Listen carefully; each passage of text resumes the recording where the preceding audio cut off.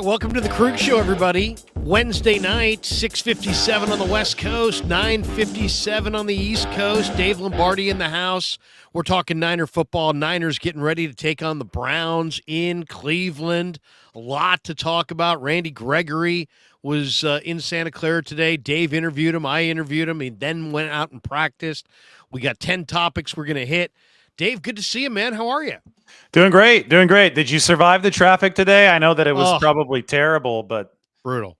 Yeah, I have a feeling we're going to be complaining about it more and more as we approach Thanksgiving and then the Christmas season. You know, it always gets worse. You got to make it back from Santa Clara. But hey, we're covering a 5-0 team right now, Larry, and this is getting real right now. This is a really, really good 5-0 team. Last week we were talking about the Cowboys. Now we're talking about the 49ers beating the Cowboys 42-10. Just kind of zoom and Brock Purdy at the top of every single metric for quarterback play by a lot.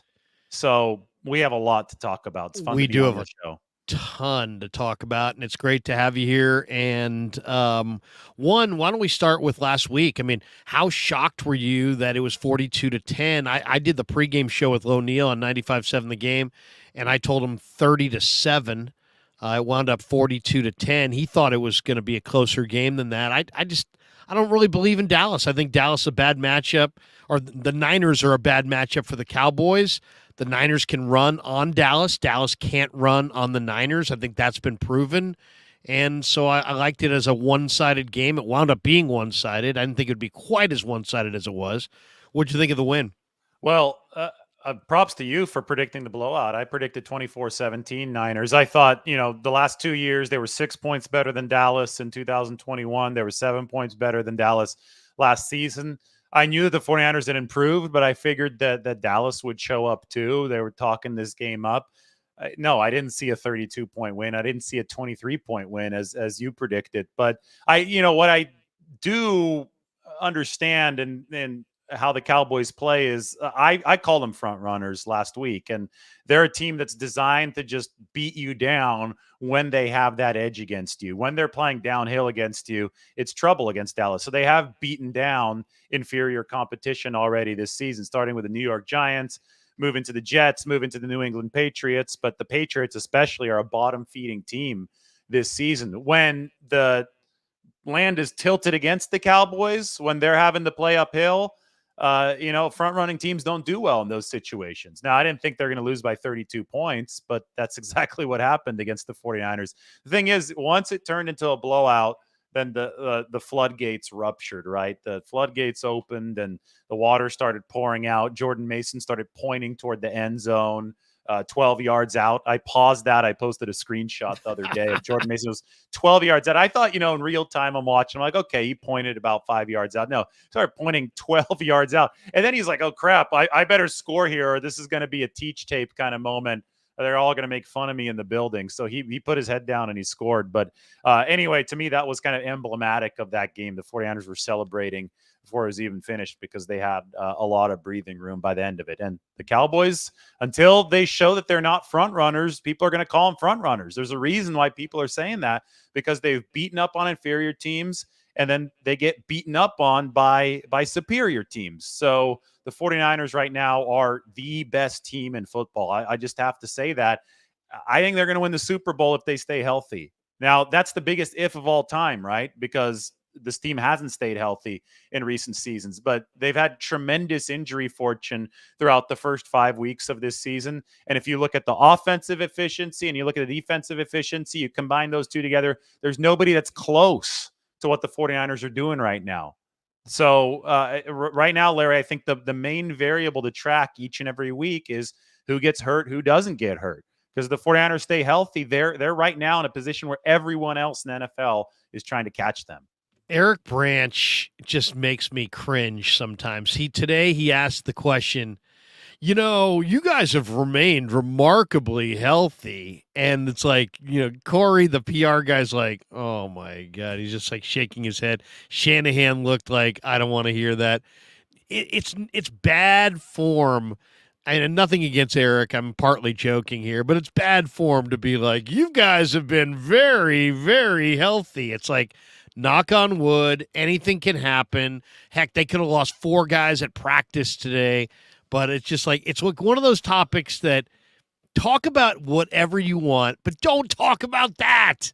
Don't talk about how remarkably healthy you are. It's bad. It's bad luck. I believe in karma, and that one I was like, oh my god, I can't believe he's asking this question this way. But what'd you think of that one? They have been remarkably healthy. I mean, it is a fact, but I mean, you never want to hear it. Well, and that's the thing. We could talk about it all we want on the show here, but when you start talking about that to players and coaches, they all recoil. Like you said, they're like, no, I don't want to hear it. I don't want to hear it because there has to be some superstition there. How could there not be when guys were getting hurt standing up from their chair in the locker room? I forgot who that was. Was it DJ Reed a few years ago? It might not have been DJ Reed. Somebody in the 49ers locker room got hurt standing up. Tarvarius Moore, maybe. You remember that? That sounds like me. Yeah. I'll like wake up some mornings and be like, oh, man, I've got ankle swelling. What's going on here? Did I play basketball yesterday? I mean, you're swimming in the bay with sharks. Heck, you don't have to worry about this. Wait till you get to your 40s and 50s. It's like, oh, you know what? I got a rotator cuff issue. What is it? I think I slept watching Monday Night Football wrong. It's like that kind of stuff. Well, G. Martinez says Larry has gout. Yeah, thank you. Well, yeah, I mean, that was happening to the 49ers, even though they're professional athletes. It seemed that they were snake bit by these injuries. So I think there's just a natural aversion to that topic that's probably even greater in the 49ers locker room than elsewhere. Because listen, I think they've had the best roster in football since 2019 and including 2020. The evidence actually showed in 2020 they had such a talented roster because despite all those injuries, they ended up ranked in like the DVOA rankings 10th that year. Despite the fact they lost like all of their starters in 2020, they still ranked 10th. So that just showed you how good the roster was that year. It was awesome in 2021, but they were so beaten up by the finish line. They were just dragging, and you saw it catch up to them against the Rams. And last year, I mean, a lot of people were picking them to beat Philly on the road last year. The 49ers themselves believe they would have done it had Brock Purdy not gotten hurt, had they not had to go through, 5 quarterbacks last year. So that's been the story for the 49ers. It has been the one variable that has determined whether or not they've won championships. And so far, they haven't won championships. And I think the one variable stopping them has been the health. So we have to talk about it.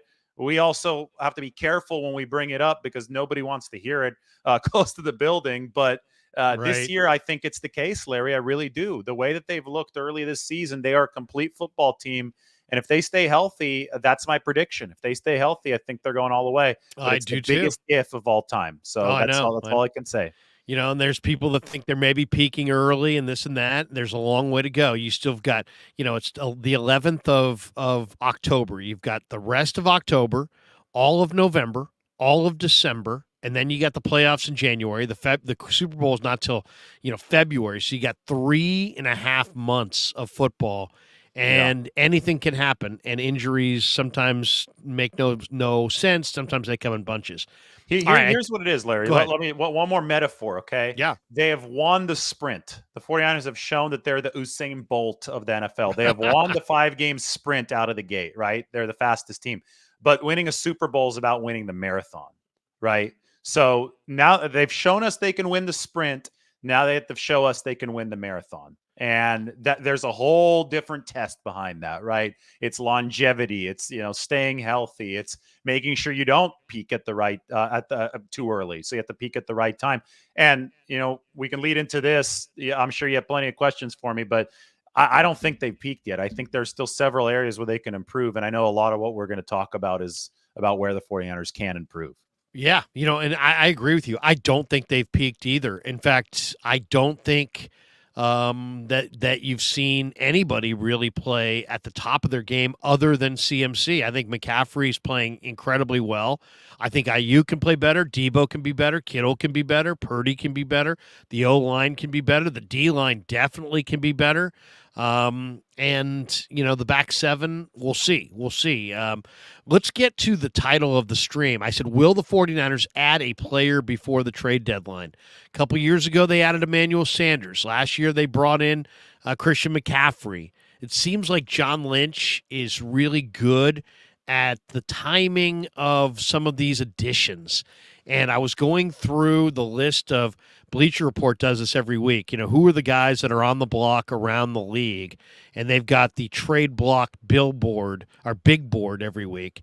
And they've got a number of interesting guys on the board. Their honorable mentions are Josh Uche from New England, McCole Hardman from the Jets, T. Higgins of the Bengals, Derrick Henry of the Titans, Derek Barnett of the Eagles. Then their top 10 are Frank Clark of the Broncos, edge rusher. Of course, Niners just brought in Randy Gregory. We'll get to him. Garrett Bowles of the Broncos, offensive tackle. There's very few out there.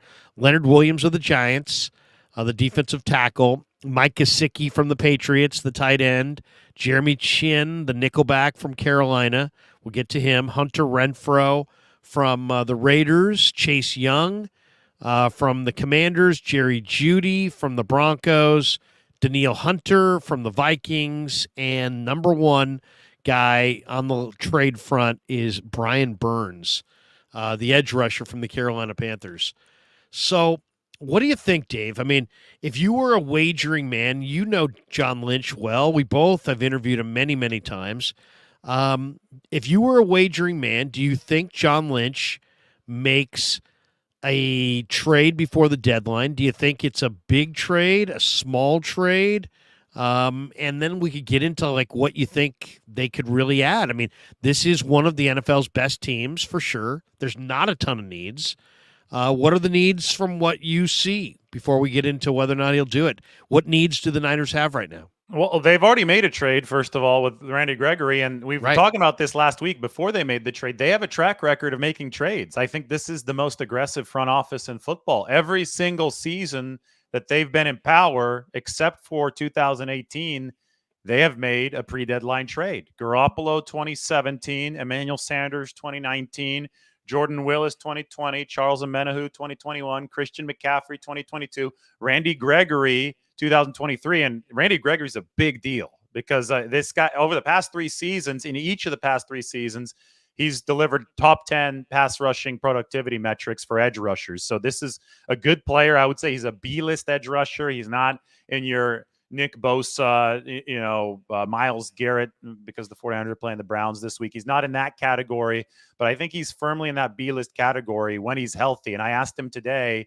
are you healthy? And, is that knee, fully healed? And he said, definitely 100%. Because I was wondering why the production dropped off with Denver over the first 4 games this season. And it sounds like he just wasn't getting along with a new coaching staff. Sean Payton came in and they didn't have him in their long-term plans. So if Randy Gregory plays the way that he did over the past 3 seasons, then boy, the 49ers have a hell of an addition up front. And that's yet another trade that they made before the deadline that will have paid off. So will they make another one? Well, given how aggressive the 49ers have been over the entire Lynch-Shanahan tenure, given the fact they can absorb anybody's contract this year because they have $40 million of cap space, it's very possible that they make another one. Now, what I really wonder, Larry, is how much is John Lynch's reputation around the league helping the 49ers make these trades? Because they got Randy Gregory at no downside. There literally is not a downside to Randy Gregory.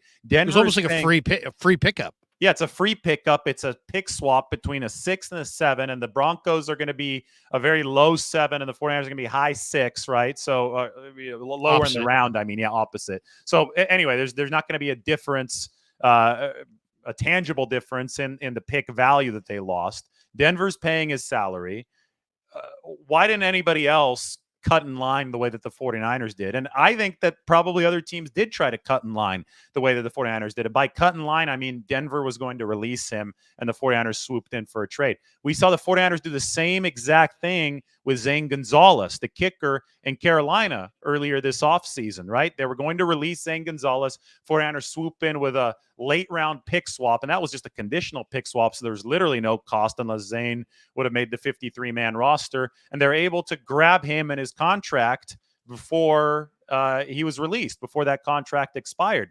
So I think in both instances, we have an example of John Lynch having at least a workable relationship with the GM on the other side to make sure that that deal went to the 49ers. And we know that Lynch has a relationship with Scott Fitterer over in Carolina, because that's who they did the Christian McCaffrey trade with. So that's where the Zane Gonzalez trade went through. I think that they have a good relationship with Denver. I think that there probably still are some people in the front office who remember Adam Peters there. I know that they've changed from Elway. They've moved on to George Payton. But I think that the 49ers in Denver, that seems to be a very steady pipeline of trades. The Dakota Watson trade a few years ago, obviously 49ers free agents have signed with the Broncos. I just think that John Lynch is a likable guy that has very good connections around the league, and his stature in league circles is really, really valuable come trade deadline time. I think that's one of the reasons why the 49ers have been successful finding these bargains on the trade market, is because their GM has not burned bridges anywhere around the whole league. And that obviously is tremendously important. So your list right there, somebody like Jeremy Chin. And I think that you talked about him earlier today, right? That's your guy that you want the 49ers to get. That's somebody to keep an eye out for, because that's Scott Fitterer. That's Carolina. That's a GM with whom we already know that John Lynch has a very good trading relationship. And I think that's really, really important in these transactions. You know, it's really interesting, too. I was looking at last year's NFL draft as you were talking there. The last pick of the 6th round last year was pick 217. Okay, so that essentially is what, let's say, you know, it's going to be a little different because of the compensatory picks and how it all shakes out. But let's just say the 49ers, if they win the Super Bowl, let's say wind up with the 217th pick and, you know, at the last pick of the 6th round. Denver right now is one of the 2 or 3 worst teams in football.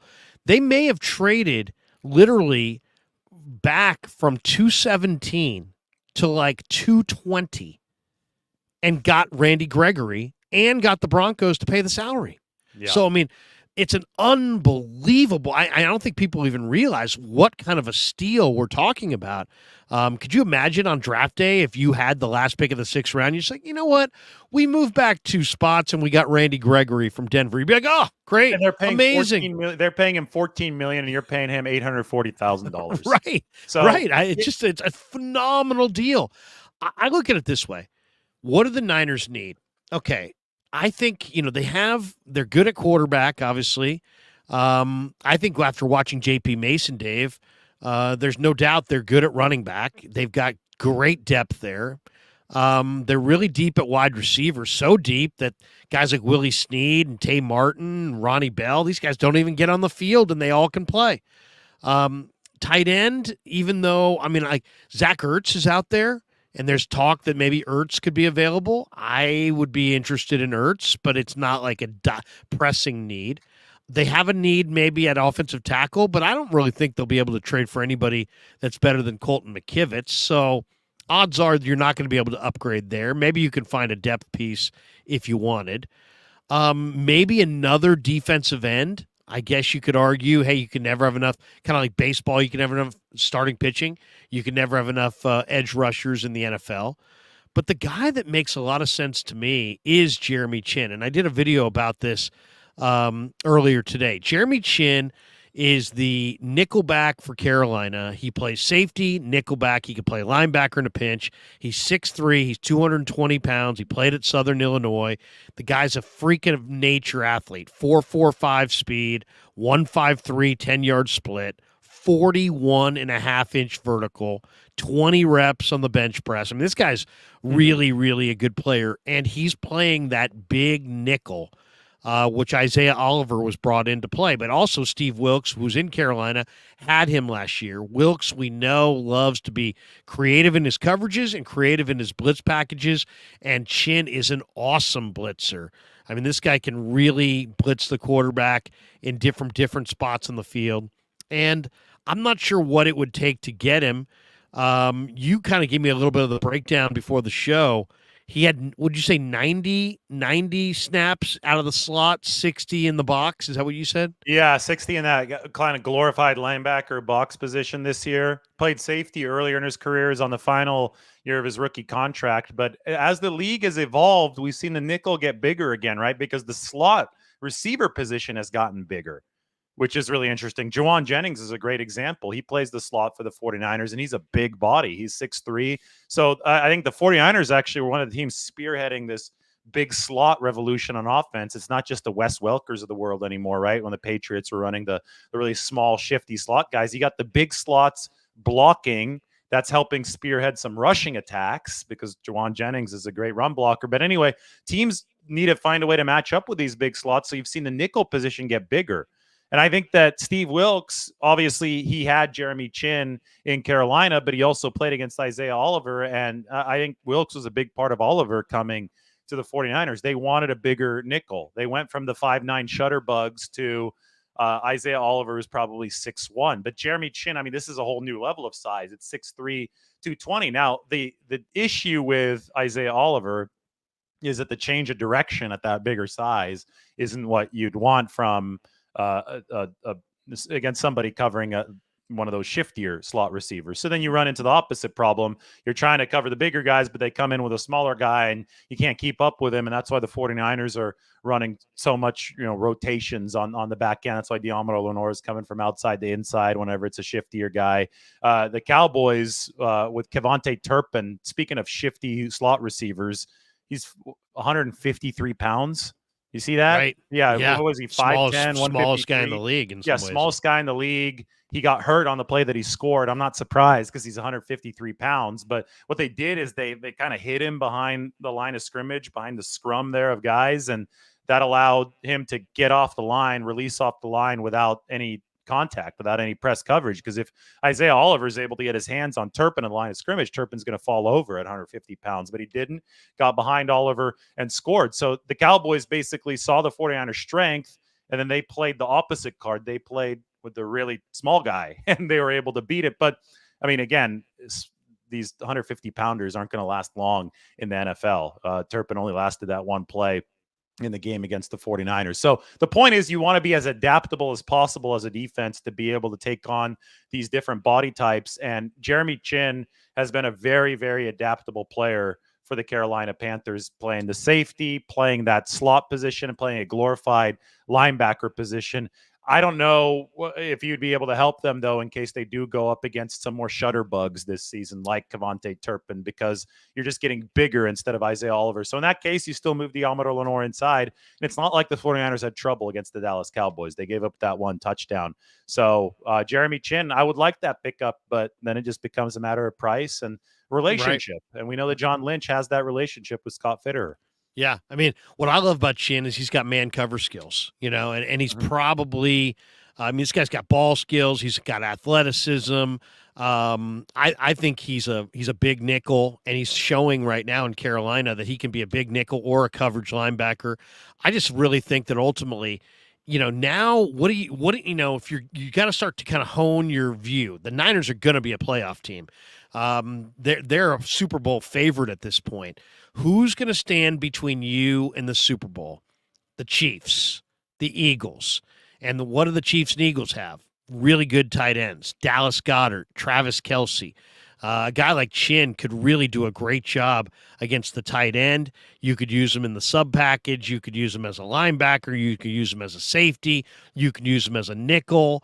I think, and the other advantage is that the Eagles are badly looking for an impact nickel because they lost Chauncey Gardner-Johnson. You get Chin, you prevent him from going to Philadelphia. That could sway the whole power structure in the NFC. This guy's got the footwork and athleticism of a big corner. That was a big deal with Gregory. I talked to a few players in the 49ers locker room on Friday, right after they traded to him. And I hadn't even really thought of that yet because the trade was still so fresh. But the first reaction from these guys, and these weren't interviews that I was like taping or anything. It was just casual conversation. Then the first reaction was, yeah, it's a good thing that Dallas or Philadelphia didn't get him. I'm happy that he's here instead of there. So go back to Christian McCaffrey last year. The Rams were gunning for Christian McCaffrey, and the 49ers trade package was just one pick better than the Rams. They went up to a higher price, and a lot of the motivation was to keep him away from a rival. So I think that's a Well, great and point that you made. I just think there's also, okay, let's take the three other spot or the three spots on defense. There's the spot that I'm talking about, the nickel. Then there's the corner. Well, the Niners do have Samuel Womack coming back. They have Darrell Luter coming back. So they do have a couple young, talented players. I really like Womack a lot, and I loved what I saw from Luter in the minicamp. I think they may be able to get by with those guys. Also, I'm a little skeptical whether or not Patrick Surtain is ever really going to become available. I have a hard time seeing anybody really trading a blue chip lockdown corner. And then at defensive end, I mean, you got Gregory for nothing. Jordan Willis is on the street. I'd be totally content with adding Jordan Willis to the practice squad and adding another body that way. So if it really came down to, hey, you know what? You can make one significant move. Chin's the guy I want. It keeps him from Philly. He matches up with Kelsey. You get a player that's still on his rookie deal. It doesn't blow up your cap. You still can roll over $35 million to next year, sign Ayuk. You can go sign this guy and have him be a foundation piece like McCaffrey is, but on your defense going forward. We got this one in the chat. Clarsard says Denver already said Surtain is off limits, Krug. Well, we'll see. I mean, there's also a report coming out of Denver that they're going to listen on all their guys. Every but man I just think has that's price. Yeah, I mean, but the thing is, here's the other bottom line. I think you might be able to get Shin for multiple day 2 picks, and I don't think you're getting Surtain for anything less than a number 1. Yeah. And if you're the 49ers, with Trent Williams being older and McKivitz being your starting right tackle, you better keep your first-round pick and have that earmarked for a tackle. It's going to be very difficult for them to find a tackle without using their first-round pick on one. Yeah. That being said, though, if they continue on this pace and they either win the Super Bowl, they come really close, it's going to be a really low one, which is constantly both probably a blessing and a curse for the 49ers, right? Whenever they have these low ones, because they can trade them, their first rounders. They feel that they're not these top 10. A lot of the best tackles in the draft are generally gone by the time that number 29, 30, 31, and 32 roll around. So I don't think that all first round picks are created equal, but I do agree with you. I've always thought that this year they finally had that one coming back on the books. They haven't had one for a few years. It is a natural time to reload at the tackle position. I'll have to take a closer look at the tackle market here, rookie-wise, coming into the draft next year to figure out exactly where, the 49ers might be able to score big on a tackle. But that's a tough position to see excellence from if you don't spend valuable draft capital on it, right? Even with the number 9 overall pick in 2018, Mike McGlinchey wasn't a particularly complete player. It's tough. It's tough to find a tackle, and typically you have to spend premium capital there. So we'll see how the 49ers approach that. Who knows? Maybe they swing some kind of trade to find a tackle, although it's just tough these days because the offensive line is just fundamentally right now behind this proliferation of ultra athletic edge rushers, right? So every team seems to be dealing with O-line issues and O-line depth issues. And that's why I think you have to go after one of these guys in the draft, and you have to maintain some of that ammunition. I think that's why the 49ers want to keep their first round pick. Maybe they can even trade up in the first round if they keep this stockpile of picks and they originally pick late in the first round. Maybe they can package that, move up a few spots for the tackle that they want. I don't know what they're going to do, but I do know that it makes sense to stay armed and ready entering this draft for an offensive line acquisition. A lot of people suggesting guys like Danielle Hunter and Brian Burns, and I just have a hard time picturing the Niners, who are already spending a boatload for Bosa, a ton for Hargrave, a lot for Armstead, and they're still going to have enough money to – I mean, it's one thing to say, hey, we're going to devote a lot of cash to the D-line. It's another thing to say, here comes $17 million Danielle Hunter, or, DJ Jones, who I really love, but he cost a ton. Brian Burns, who I believe Carolina turned down 2 1s and 2 2s for him last year, and he wants a monster contract.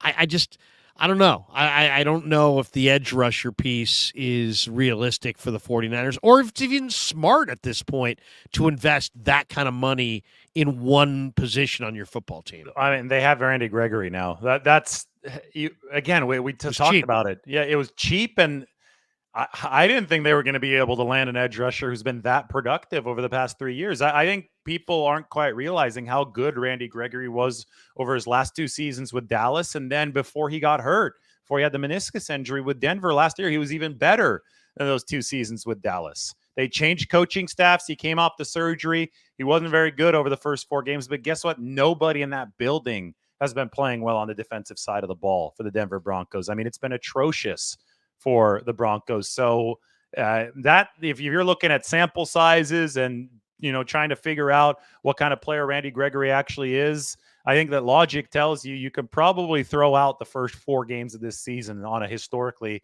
bad Denver Broncos defense. I think that the sample from the 3 seasons prior to that, assuming that Gregory is healthy, which is why that was the first question I asked him today. I think the sample from the 3 seasons prior is more indicative of what you're going to get for the 49ers. Plus, Chris Kasarik always seems to get the best out of these guys. So he's excited to play for Kasarik. And if he does bring what he did bring to Dallas and to Denver there in those 3 years, you have now bookended Nick Bosa with a edge rusher who's 242 pounds, but also plays violently and plays physically. And those guys don't grow on trees. I mean, normally when you get those lighter speed rushing types at 240, they can't play the run. Randy Gregory can play the run. He's had top 10 pass rushing productivity marks for an edge rusher in the past 3 seasons, and he can play the run at 242 pounds. That is exactly the missing piece that this defensive line needed. So, the talk of another edge rusher, appreciate what you have right now, right? The 49ers have Randy Gregory on top of Nick Bosa, on top of Javon Hargrave, on top of Eric Armstead, on top of Drake Jackson. It is an embarrassment of riches for them up front. I do think that if there is a little bit of a hole, you're looking at DB depth is something that you might want to spruce up, which is why we started talking about that parade of players. Well, and why I'm so hot on Shin is because you don't know the deadline's at the end of this month. So that means you're going to have all of November, December, and January. You're going to have 3 more months of football, and you don't know who's going to get hurt, and this is where the deadline is. So if I could get a guy like Chin who could give me coverage at safety if I lose a guy, slot corner or linebacker, and is really versatile, and you might be able to play some really creative lineups, 3 safety looks. You could use him as a coverage player. I also think it's so intriguing, the idea of him against Travis Kelce. That's why I like the idea of Jeremy Chin at the trade deadline. Let's talk about Randy Gregory. You talked to him today. I talked to him today. Kid who went to Nebraska, 6'5", 235, 240 pounds, 34-inch arms, 10-inch hands, 4.64 is what he ran coming out of Nebraska, 36.5-inch vertical, great number, 24 reps on the bench, really strong for that rangy, speedy edge guy. This guy could be, he's scheme versatile. He can play 3-4 outside backer. He could play 4-3 in the wide 9. I asked him, Dave, I said, what do you think of your fit in the wide 9? He's like, I love the fit in the wide 9. It's one of the main reasons I wanted to come here is I wanted to play for Chris and I wanted to play in this wide 9. I think it's ideally suited to my skill set. I was very impressed by Gregory. I mean, I seriously, he was incredibly well-spoken, very reasonable about why things didn't work out in Denver, very optimistic about playing on this line. I said, hey, man, you're opposite Bosa on a line that's got Hargrave and Armstead. You're getting one-on-ones for days. And he's like, I know it. And that's, he's in the catbird seat. What do you think as far as snaps? Do you think he starts? Do you think he comes off the bench behind Drake? Does he play in a little bit of a? I mean, Chris plays all of his guys in a rotation, but what do you think he's capable of right away, Dave? Right away, I don't think they're going to start him right away. I think that they can ease him into the playbook. I know the playbook is not as complicated for defensive linemen, especially edge rushers in this scheme, because you just attack. You attack and figure things out later. So they can get him involved fairly early, but I still think there is a little bit of a learning curve. There's a little bit of a rushing with chemistry component to things. You want to make sure you keep pockets closed, especially if you're the edge defender. You don't want quarterbacks leaking outside. So you have to learn how to play with your teammates. The 49ers like to rush as a unit. So I think that that's going to take a little bit a while for Randy Gregory. But, the 49ers aren't making any moves for October right now. Steve Wilkes is not making adjustments to win games in October and November. The Kyle Shanahan and John Lynch are not making trades to win games in October and November. Shanahan is not calling plays to win games right now. Shanahan is everything that he's doing because his team is so damn good.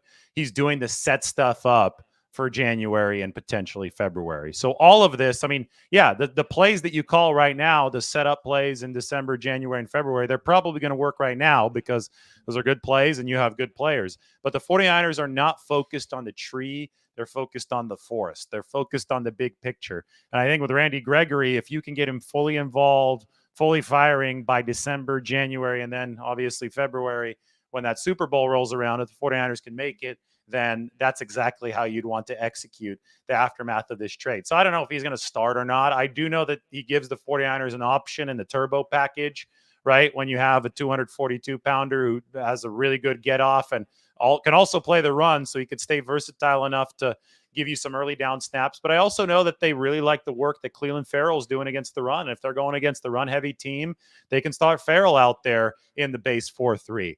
If they don't think that Randy Gregory's quite in tune with his teammates yet and it's still going to take another week or two, Drake Jackson's been playing fine football for the 49ers. And then at the end of the day, Chris Kasarik likes to play 8 every single game. 8 defensive linemen play because he strongly believes that a fresh Randy Gregory is definitely going to be better than Drake Jackson playing at 70% at the end of the game. So that's why he comes in and rolls through them in waves, right? So that's why you can never have too many quality edge rushers because everybody that's active is going to play in the game. And if the 49ers can bring in a fresh hockey line, it's like a hockey line coming in late, on some critical snaps to give Nick Bosa a breather, to give those guys a breather, that just makes Nick Bosa better, right? And it makes the 49ers better. So I think that Randy Gregory is going to find a home in that rotation.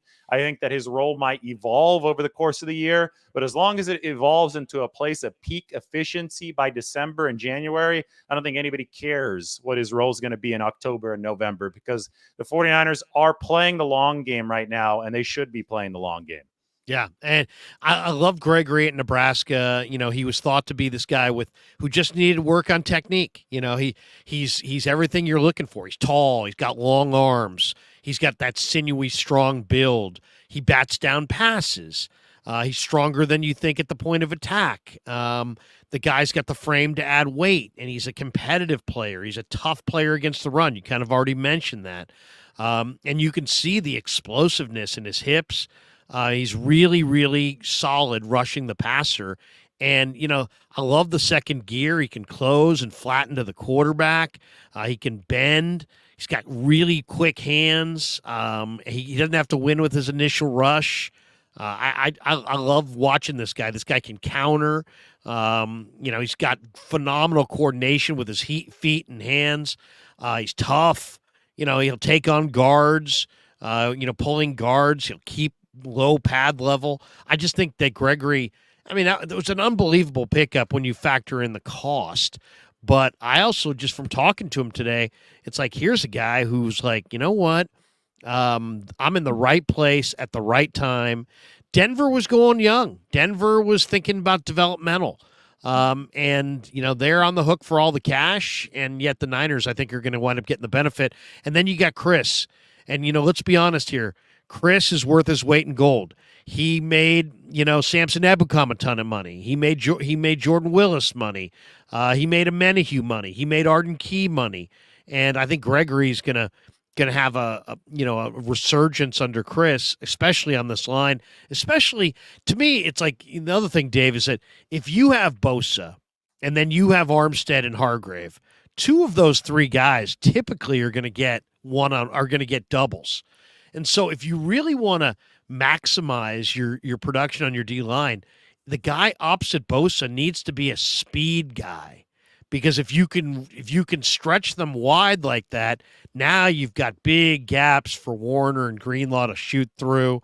You just have a lot more you're putting a lot of pressure on opposing offensive lines if the guy opposite Nick Bosa is really, really fast. And that's what they got. I mean, like, I don't think Hassan Reddick is like, he had a phenomenal year in Detroit, in Philly's system last year. Do I think Hassan Reddick is one of the great defensive ends in the game? No. But on that D line with the speed that he had, it just was an ideal fit. And I kind of see the same thing with Gregory. You add his speed to what the Niners already have with the combo blocks that they already command. And I think he guarantees he gets one-on-one, and it guarantees that it puts enormous pressure on opposing offensive lines. Yeah, absolutely. And you could also run your 5-man front that we've seen the 49ers tinker with a few times this year, and that guarantees you one-on-ones across the board along the offensive line because you got 5 down linemen, 5 offensive linemen. They can't dedicate a second man to anybody. You have to use a running back or you have to chip with a receiver to help out somewhere. Now, the downside of that is that it takes Dre Greenlaw off the field, and not really sure after watching this past game against the Cowboys that you want to take Dre Greenlaw off the field. What an enforcer. My goodness. A couple of those hits early on. I saw Cowboys people online saying that they should be flags, and it's like, no, they shouldn't have been flags. They were totally legal. I just don't think that Dallas was accustomed to getting smacked around so hard by a linebacker early in that game, and I think that set a tone. I mean, that's a great way to put it too. Yeah. He does set the tone. He absolutely set a tone, and I have a really good friend, Matt Jackson's his name. He's a big Cowboys fan. He was our high school quarterback at Mount Whitney High School in Visalia back in 2006. Won the CIF section title there. So he was a good player, and he knows ball. He knows ball well, but he's a big Cowboys fan. He was at the game. I said hi to him before. We're texting during the game. After maybe 2 drives, it was really early on, he texted me and he said, Dak is rattled again. Dak is absolutely rattled again. And he watches Dak Prescott week in, week out, former quarterback. So he knows what he's watching. And, at that point, I think 2 drives in, I don't think that Dak had been hit yet, but just the speed of what was happening on the back end and in that middle level with Dre Greenlaw, the hits, that kind of stuff sets a tone. And that can speed a quarterback up before there is a formal sack registered, right? The tone setting on the field when you're a player like Dre Greenlaw, and the Niners love to call him Mike Tyson because they think that he has that kind of impact on the game. He's got that kind of enforcer's personality. That kind of stuff is felt, and it's felt by opposing quarterbacks. And I'm telling you, didn't take long to notice that Dak Prescott was not nearly as comfortable on Sunday as he was over the first 4 weeks of the season. Drake, by the way, have you seen Kevin Costner and McFarlane? Kevin Costner went to our high school, by the way.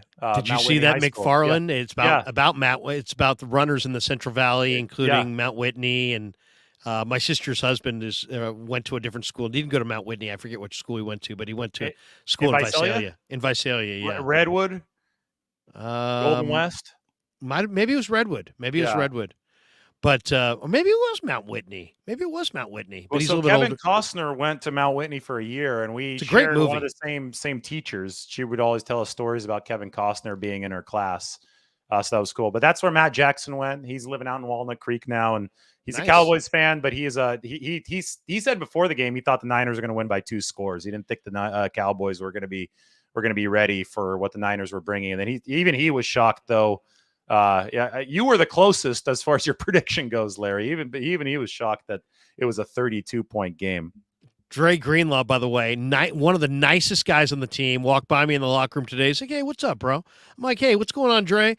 But man, on the field, he is nasty. And I was doing an interview with George Odom, who's a very underrated interview. I would recommend it highly. Go check it out on my YouTube page from earlier today. And he was talking about Greenlaw. He's like, he's a monster, man. This guy's a monster. And this is Odom, who also loves to stick people and hit and be physical. And he's like, Dre Greenlaw is just a monster. He really is. He absolutely is. All right, we got over 1,000 people in the room. Dave's in the house. We're having a good time. It's Wednesday night. We were both down in Santa Clara. Hit like and subscribe, and let's grow this thing even bigger. Quick thanks to our sponsors, Marin Autoglass, New York Style Italian Sausage, and, of course, Pig and a Pickle, the best barbecue in all of Northern California. All right, Dave, are the Niners going to run the table? They beat Pittsburgh 30-7. They beat the Rams 30-23. They beat the New York Giants on the home opener Thursday night, national TV, 30-12. 35-16 over the Arizona Cardinals, 42-10 over Dallas. Are the Niners going to run the table? So we have to look at some probability here. This is where the math doesn't work too well for the 49ers, because I think they're going to be favored in every single game the rest of this season. Philadelphia might be close. We'll see how both of those teams are playing. But the way that it's angling right now, I think the 49ers will be slight favorites in Philadelphia. But just for the simplicity of argument's sake, say that the 49ers have an 80% chance to win each of their remaining games. It's 12 games. So they have an 80% chance this week against the Browns, 80% chance against the Vikings. And some weeks it's going to be higher. Some weeks it's going to be lower. It normally isn't much higher than 80%, though, in the NFL. The probability of winning all 12 is like sweeping a 12-team parlay. So you got to multiply 80% by 80% by 80%. If you go to the 12th power, if you multiply that 12 times, you end up at a 6.8% chance of running the table. So probably the stats not, say right? no. Stats say no. Yeah, the stats say no.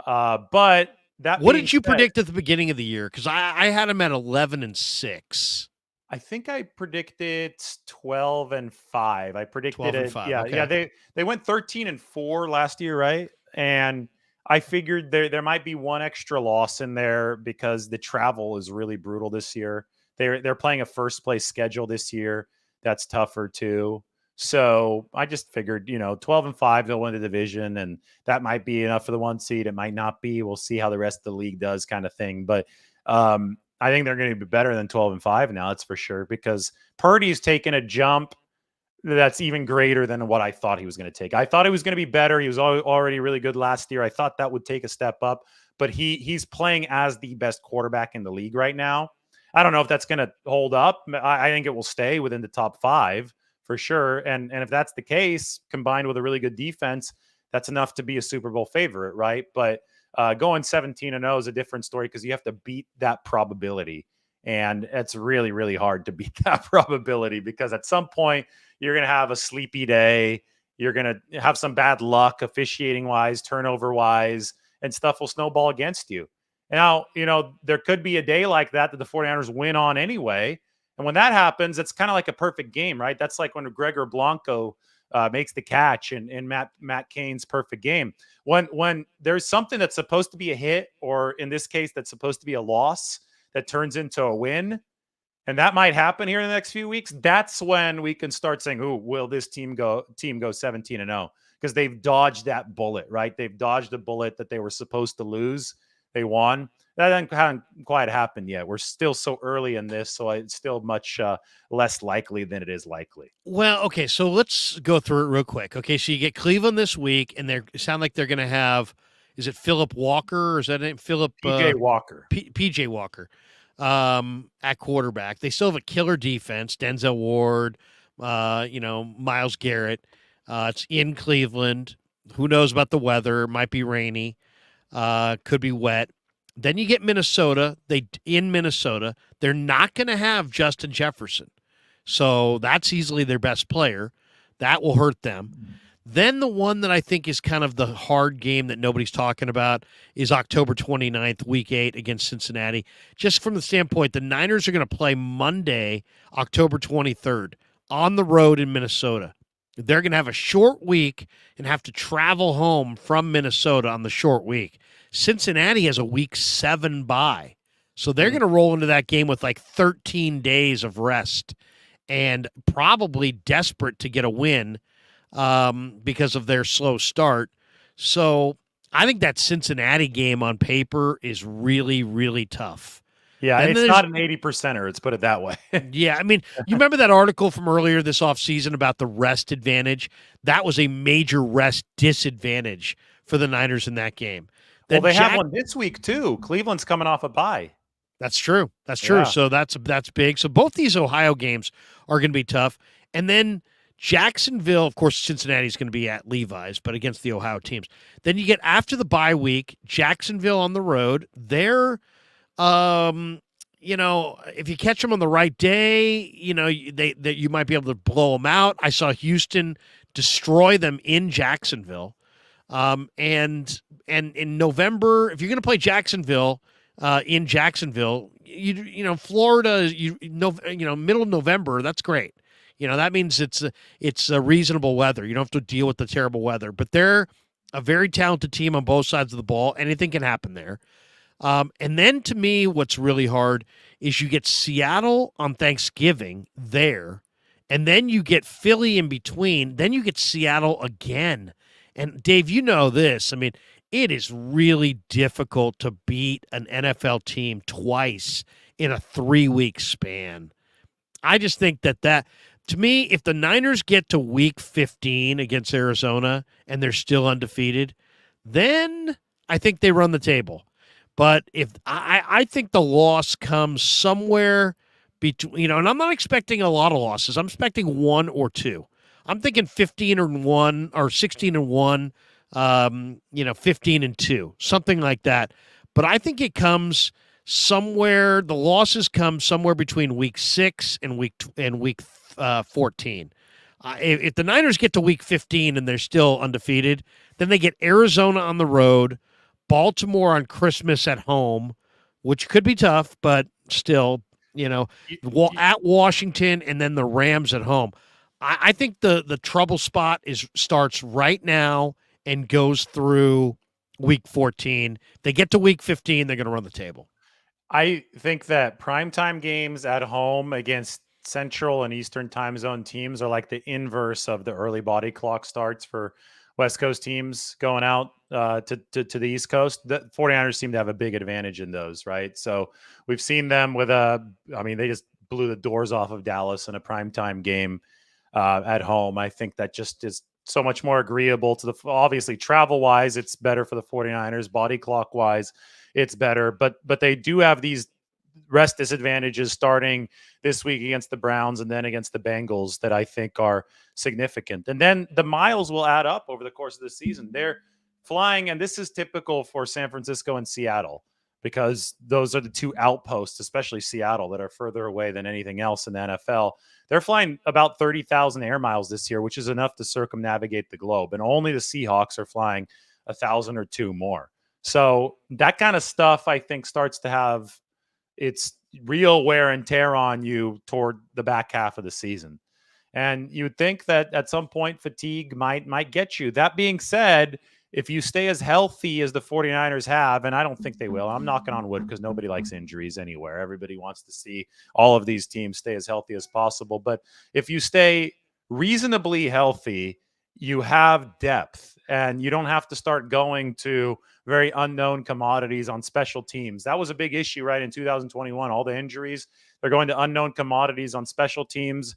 Richard Hightower was struggling as a coordinator to begin with, but then he had guys out of position on the coverage units, and it was all bad. And that's how teams upset you, right? They get a few cheap yards or maybe even cheap points on special teams because you're not quite as strong as you were early in the season due to injuries. And then all of a sudden you're running a bad game script because you're trying to come from behind. And that's exactly how they lost to Seattle, in fact, on the road a couple years ago. So the probability of that happening at some point in a long marathon of an NFL season is fairly high. That's why I say if they can dodge that bullet when it does come, because it almost seems inevitable that at some point there will be some adversity, they can find a way to win that game. That's when we can start, talking about it. But right now, there's just, as you said, there's too many potential thorns, too many potential little roadblocks. And that's why something like, at this point, 15-2 is probably the most likely record for the 49ers.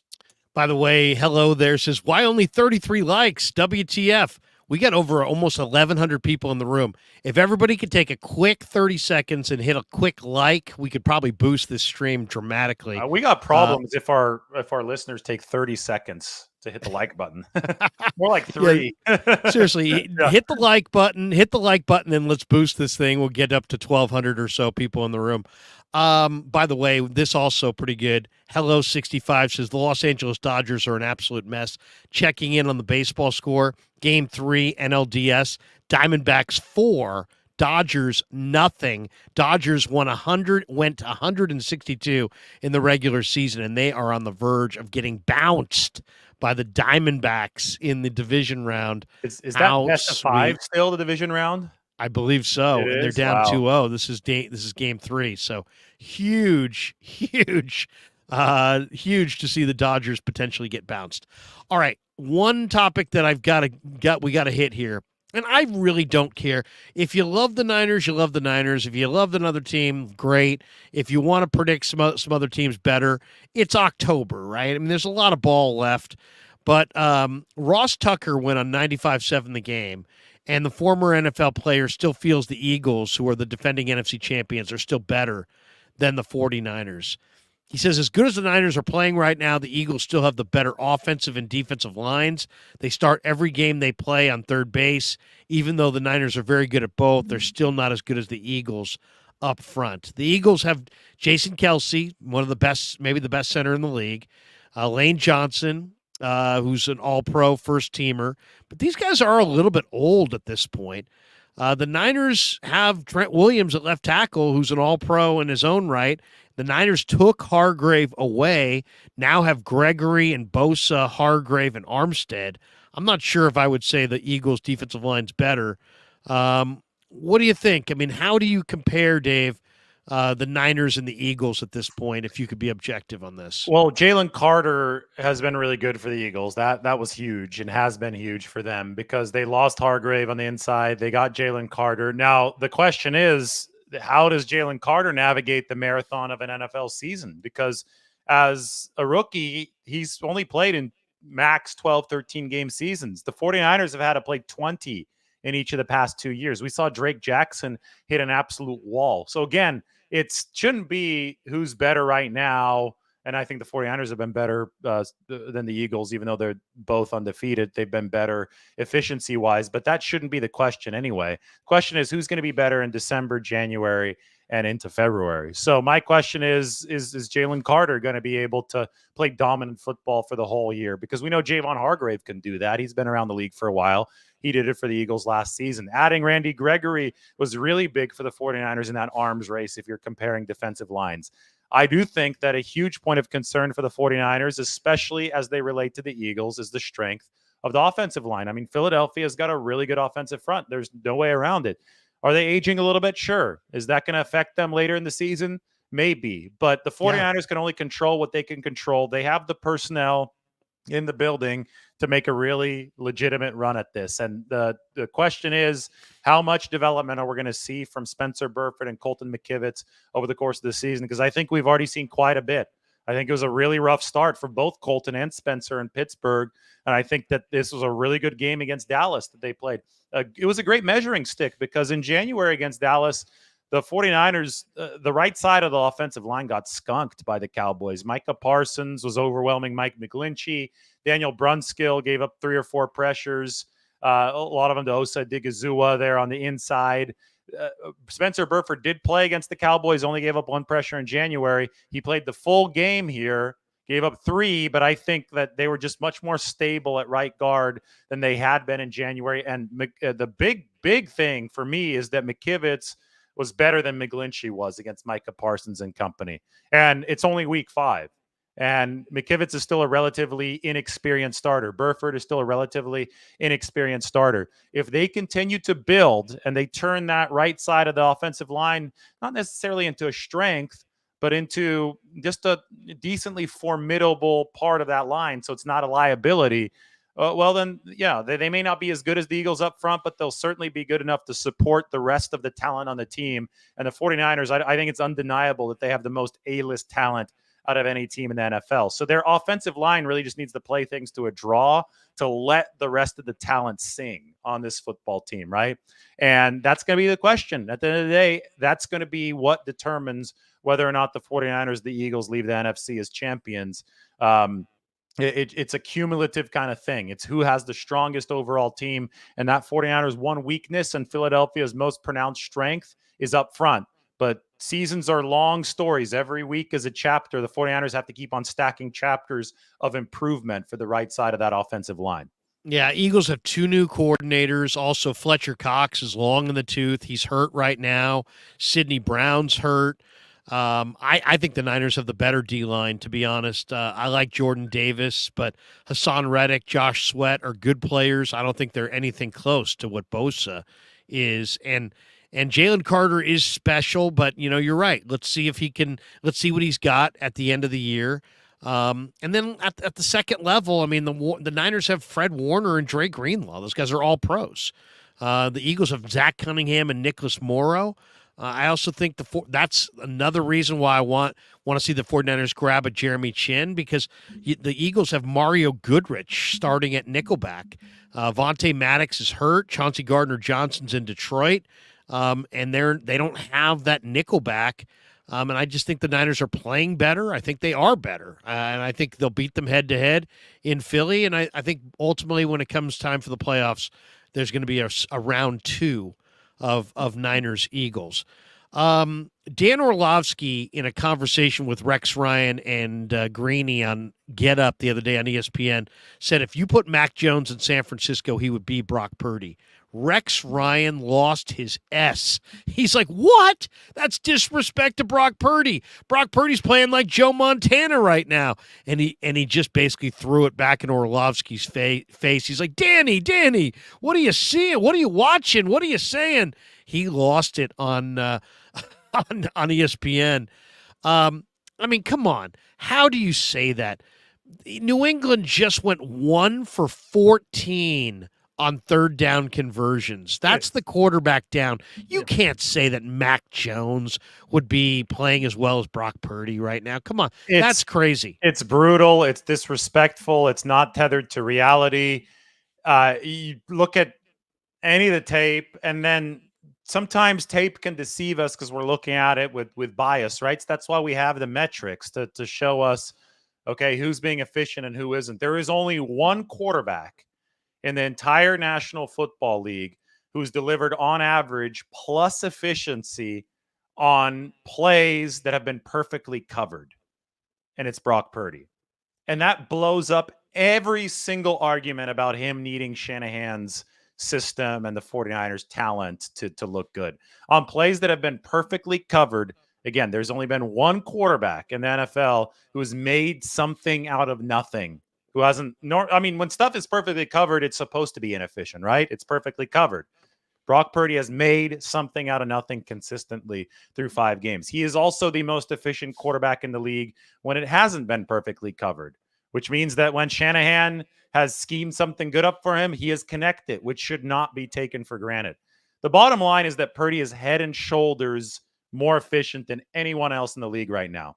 And anybody who says that somehow is easy or should be taken for granted, I don't think is speaking honestly. I really don't. This is a hard sport. We've seen other 49ers quarterbacks in this system, other Shanahan quarterbacks, different places fail. 2 quarterbacks have been efficient for the 49ers over a longer stretch of time under Kyle Shanahan, Jimmy Garoppolo and Brock Purdy. And Jimmy was solidly efficient. He was a good quarterback. But Brock Purdy is playing as an elite quarterback. He's playing as the top one in the game. He has taken what they had before and he's supercharged it. This has gone from number 6 to number 8 offense to a number 1 and number 2 offense. And it's a significant difference when you're trying to win a Super Bowl. So I just think it's disingenuous, Larry. I really do at this point. I think that people are arguing this just because it's a polarizing topic and it gains traction for whatever reason. But I mean, we're here for the truth, right? We were here for the truth throughout the offseason. We were here for the truth throughout training camp. And this is the next battle for the truth, right? And I'm going to stick up for the truth every single time. The data is there. The tape is there. Brock Purdy is playing at an elite level. It's time that everybody starts to recognize it. I said right after the game on Sunday, this is the quarterback of an undefeated football team. And he's the highly statistically impactful quarterback of an undefeated football team, if you just didn't have his face out there or his name out there, if that was just anonymous, if you just put the numbers out there like a blind taste test, he would be the NFL MVP favorite in any situation. But you put Brock Purdy's face up there and you explain that he plays for Shanahan, all of a sudden he's not. So that's the definition of bias, right? Just because you put his name and his coach's name up there, you're somehow trying to explain away his success, that somebody else should get credit for it. That is the definition of bias. So I think it's ridiculous. I think we've already seen last season where the 49ers are if Brock Purdy isn't on this team. They don't have a capable quarterback. When it went to Josh Johnson in that NFC Championship game, it took a big nosedive. So he deserves more respect. He really does. He does not deserve some of the stuff that is being said about him because it just isn't tethered to reality. I asked Shanahan today about Purdy's elbow. I said, is it still an issue? He said, he looks good to me. I mean, yeah, it's like, yeah, he looks good to me too. He's got the best passer rating in the entire league at 123.1. He's completing 72% of his passes, 1,200 plus passing yards, 9 touchdowns, not a single pick. The team he's quarterbacking just scored 42 on a defense that gives up 10 points a game. The Niners are undefeated. I mean, it's just unbelievable. He's undefeated in the regular season. He's won 10 straight regular season games. Only Ben Roethlisberger, who had 15 straight wins from 2004 to 2005, has had a more impressive start to a career.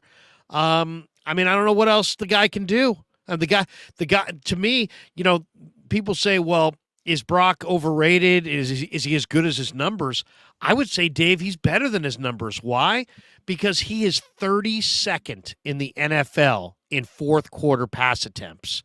Why? Because the Niners are always leading. So they're running the ball in the fourth quarter to win games. Oh, yeah. If you let him air it out for all 4 quarters, he'd probably have 300 yards passing. Well, I mean, thankfully we're past the days where I know fantasy football players are looking at just raw yardage and stuff like that. But if you look at that, then you're going to think that Purdy ranks down the list. That's why I'm talking per play efficiency stats and EPA, DVOA, all that. That's way more fair to Purdy, right? Because it's not just looking at raw totals on a really good team that's blowing everybody out. And on a per play efficiency basis, he's putting up historical numbers, Larry. It's crazy. Next week when we're on, I could toss it up on the screen. They might dip a little bit because they're playing the best defense in the league or the number 1 defense in the league in Cleveland in the rain, but I'm sure he's still going to have a sizable lead over the rest of the league come next week. And we'll be 6 weeks in. And anybody who thinks that he's putting these numbers up by accident, just by standing in there, I mean, come on. I hate to always bring up Trey Lance, but if it were as easy as just sitting back there and playing a Shanahan system, if that's what makes you the best, most efficient quarterback in the league, then Trey Lance would be the 49ers quarterback right now. Right? Yeah, right. They spent all this capital on him. Why didn't that work out? Well, because it's not automatic. That's nothing against Trey. That's something that explains why Brock is so special and so good. So at some point we got to forget the draft status and move on to see the player for what we're actually seeing. Not just the draft status. You're right. There's a lot of, I think, draft worship going on. I think it's fantasy football worship because people like their 400-yard garbage time performances, right? Garbage yardage. But that nobody in the actual NFL cares about that. People care about wins and losses. People care about doing the stuff that's needed to be done to win games, and that's measured in different ways. And then there's this draft worship, and people take the draft so seriously, but the statistics tell us, and just a fair appraisal of the draft tells us that it's a total crapshoot. That it's like throwing darts up against the wall, and your first round pick, you're a little bit closer to the wall, but you still can't just run up there and put the dart on the wall. You still have to throw it, so you could still miss. And in the 7th round, you're much further back, so there's a lot harder chance to hit the bullseye. But you could still hit the bullseye. It's still possible. And guess what? The 49ers, with the very final pick of the draft, as far back as you can be from the wall, threw the dart, and it hit the bullseye. It's time for people to just accept that. They hit the bullseye with pick number 262, and they missed when they were up close to the wall with Trey Lance. Somebody distracted them as they were trying to throw the Trey Lance dart, and it didn't hit. You know what's the If most that helps you amazing? visualize it, that's what happened, you know? You know what's the most amazing thing if you really think about it too, Dave? And I maybe should do a video on this on YouTube. The best quarterbacks in the history of football were guys that everybody missed on in the draft. Joe Montana, 3rd round. Yeah. Tom Everybody Brady, got them up a couple times. Tom Brady, Yeah. 6th round.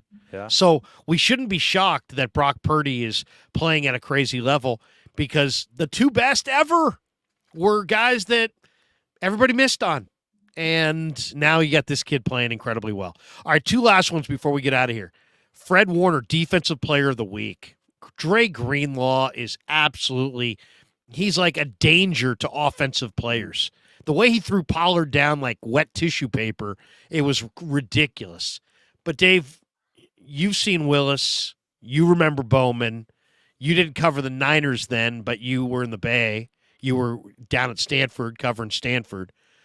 How do you compare Warner and Greenlaw to Willis and Bowman? Well, what's amazing is how the game has changed in just such a short period of time, right? Just the size is really different. They're a lot smaller now than they used to be. They've had to downsize to be able to cover more. Now, I still remember 2012. I wasn't covering the Niners yet, but I was in a bar watching them play the Patriots on Sunday Night Football.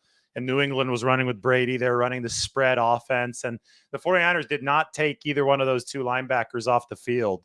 Instead, when New England went to the spread, I saw Willis and I saw Bowman split out and cover receivers, and to me that was like, whoa, that was a huge deal because those back then those guys weighed 250. That's how special they were, right? As time has gone on along, the linebackers around the league have had just naturally had to downsize because the only way you could cover these spread attacks was to have lighter guys. Not everybody is a superhuman like Navarro Bowman or Patrick Willis and is able to do it at a heavier weight. So you've seen kind of a focus on players who played defensive back-like positions in college. The 49ers love to do this at linebacker. Fred Warner played a DB position that BYU invented for him. It's called like the star or something like that. It was kind of a glorified nickelback position. So he covered a lot of guys in the slot. And Dre Greenlaw was actually the fastest player on Arkansas's defense measured by GPS trackers when he was in college. So the 49ers went out hunting for players who could run to play the linebacker position. Naturally, those players have been not as heavy as guys like Willis and Bowman were. In the case of Fred Warner, Tashawn Gibson said it the other day, and I agree with him. It was like he was built in a lab to play this new age linebacker position because he's 6'3", 6'4". Most of these linebackers are not nearly that tall, but because they can't play the run if they're that tall, they can't fight off blocks. The point of leverage is a little bit too high. The pad level's too high. But Warner, even at 6'4", is able to get down and dirty in the run game. He's able to rush the passer. He's able to blitz people. And then he uses his length and his long strides to cover. On top of all that, he's really smart. So Fred Warner can hit like a linebacker. He can rush like a defensive end. This is what Tashawn Gibson said. And he can cover like a safety. It's like you built a linebacker in a lab with all those specifications. And then Dre Greenlaw just wants to rip everybody's head off on every single play. And he's a throwback. He picks up some penalty flags because of it. But I think he keeps it restrained enough to stay efficient. And again, he was the fastest player on an SEC team, on an SEC defense, playing linebacker, which tells you a little bit of something about how NFL ready he was. And he was ready from year one. So this is the best duo in the league. They're both top 5 guys, according to Tashawn Gibson. I think Fred Warner is unquestionably the best linebacker in the league. We can debate about whether or not Dre Greenlaw's top 5 or top 10, but Tashawn Gibson's been around. He's seen a lot of ball. He says they're both top 5. And that means that they're like the modern day Willis and Bowman. Different football players. They're faster, less of the hard hitting stuff. Although Dre Greenlaw might disagree with that. He adds his own flavor there, the throwback mentality.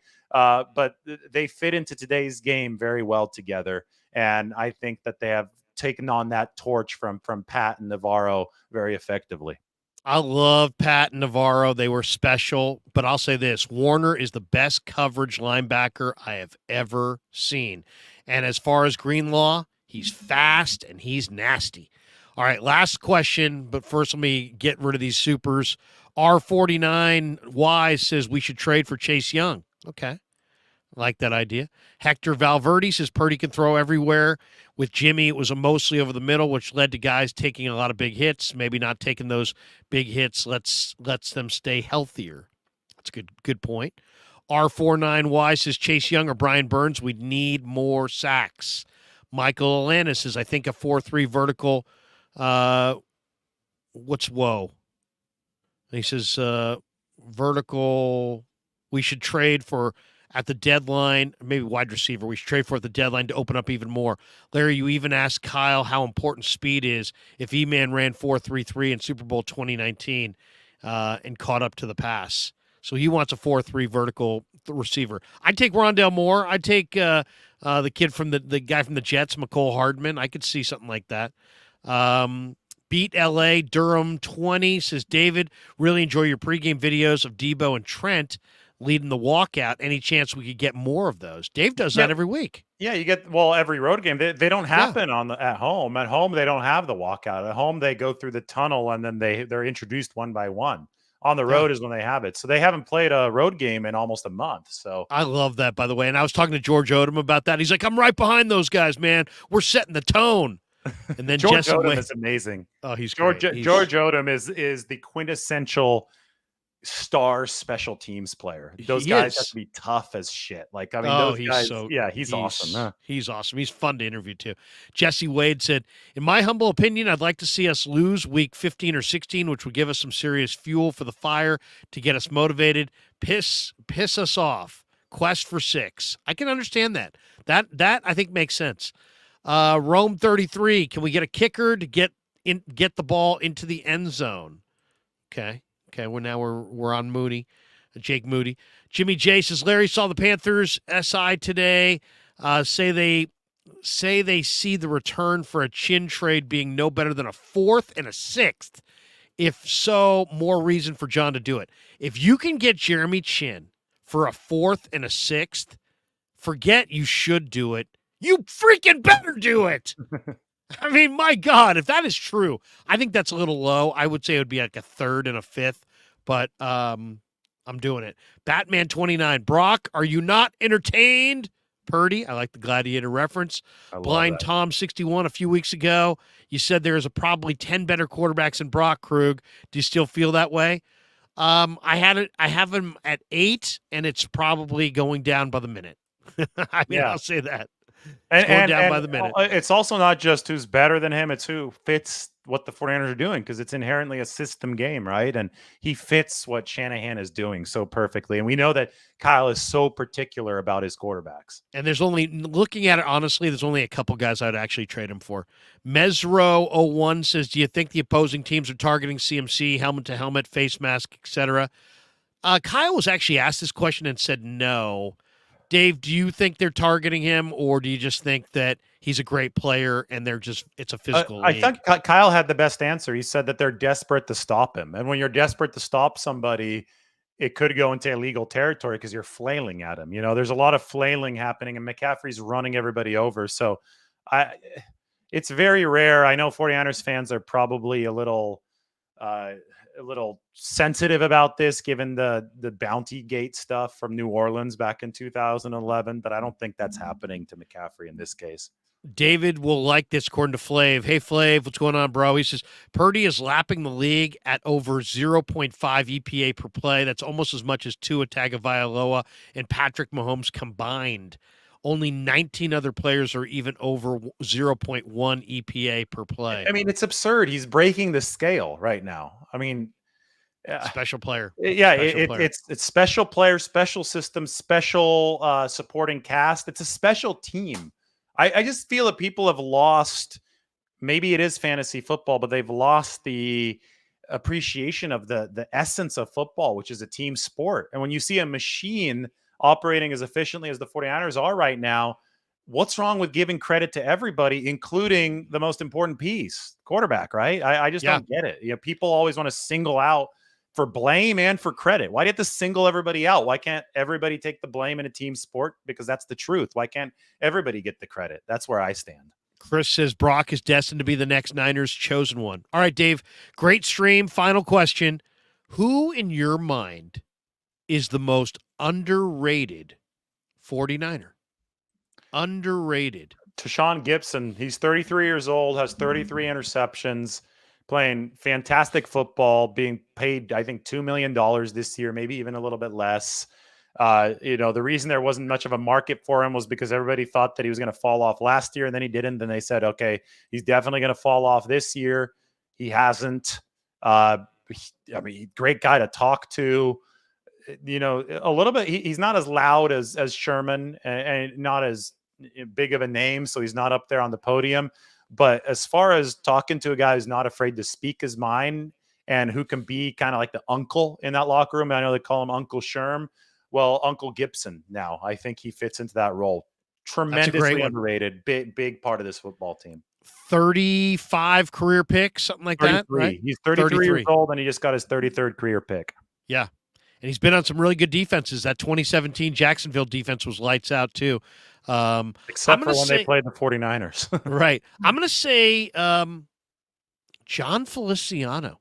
John Feliciano can grade out very highly at center. He can play right guard. He stepped in for Aaron Banks at left guard. He graded out really highly. I think Feliciano is a real treat to have this guy. When you think of, what he can do off the bench in a pinch, Brunskill was a nice piece last year, but man, Feliciano, Dave, he's broad, he's strong, he's smart, he's experienced. He can play any of the three interior spots. He didn't cost them a lot.